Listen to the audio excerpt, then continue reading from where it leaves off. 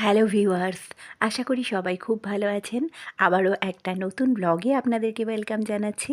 আপনারা দেখছেন পিয়া ডেইলি। তো সঙ্গে থাকুন, দেখতে থাকুন আজকের ব্লগটা।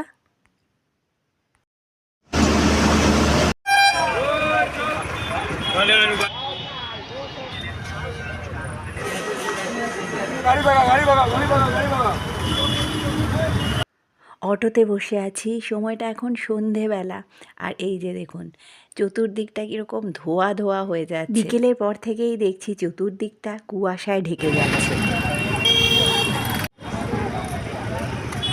সিগনালে গাড়িগুলো দাঁড়িয়েছিল, তো এবার আবার সিগন্যালটা ছেড়ে দিয়েছে।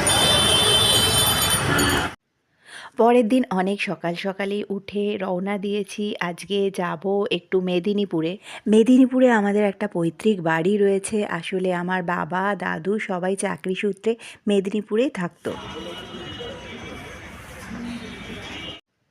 তো চলে এসেছি এটা বাস ডিপোতে। টিকিটটা নিয়ে নিয়েছি, এবার বাসটা আসার জন্য অপেক্ষা করছি। তো যাক, চলে এসেছে বাস, উঠেও পড়েছি। আমার সিট নাম্বার দিয়েছিল 11, তো বেশ একটু খুঁজতেই হয়েছিল, তারপর দেখলাম সামনের দিকেই রয়েছে। আর এই যে পৌঁছে গেছি মেদিনীপুরে। তবে আজকে এসেছি এটা আমার মাসির বাড়িতে। আসলে একটা দরকারে এসেছিলাম, কিছু অফিসিয়াল কাজের জন্য। এখনও কিছু কিছু জিনিস আমাদের মেদিনীপুরে রয়ে গেছে যেগুলোকে চেঞ্জ করতে হবে। তো আজকে যেই অফিসে যাব সেটা মাসির বাড়ি থেকে কাছে, তাই জন্য এখানেই এসেছি। আত্মীয় স্বজন থাকলে এটা একটা সুবিধে। তবে দুঃখজনক ব্যাপার হলো আজকে কাজটা হলো না।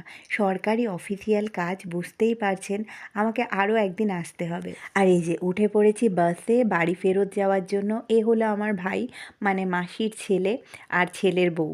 ওদেরকে বললাম আমার সাথে আমাদের বাড়ি যেতে, তাই ওরাও যাচ্ছে। তো ভাইয়ের দুদিন অফিস ছুটিও রয়েছে, তাই জন্য ওরাও রাজি হয়ে গেল।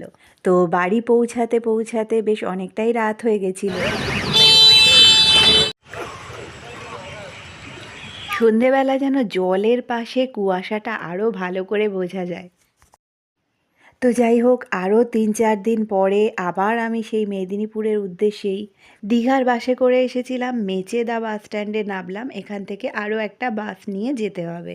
এখানটায় লেখাই আছে মেদিনীপুরে বাস কোথায় আসবে, তো সেইখানে দাঁড়িয়েই অপেক্ষা করছি।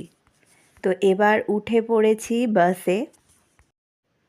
আজকে আর কারোর বাড়ি গেলাম না, ডাইরেক্ট পৌঁছে গেলাম মেদিনীপুর কালেক্টরেট অফিসে।